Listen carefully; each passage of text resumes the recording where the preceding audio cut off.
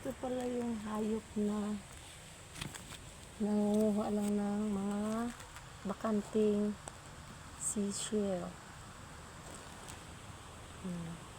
Yung iba, ang maliliit dito, pinapain sa isda. Kasi paborito ng isda kainin ito. Yung laman niya, itong gumagalaw. Ito malaki na to. Hindi pwedeng ipain. Hindi na malulunok ng isda. Ang laki ng umang na ito. Ang laki. Ang ganda pa naman ng shell na natagpuan niya. Nanghihiram lang to ng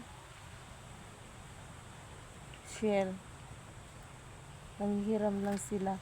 Pag malaki na sila, lilipat yan ng ibang shell. Maghahanap na naman sila ng mas malaki. Dahil tumutubo ang katawan nila, tumutubo. Kaya pag lumaki na sila, maghahanap na naman sila ng mas malaking matitirhan o malalagyan ng kanilang katawan.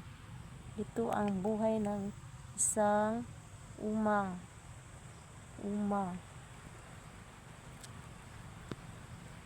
Hinahalintulad sila sa taong nanghihiram lang ng mga tsinilas, mga damit, nanghihiram.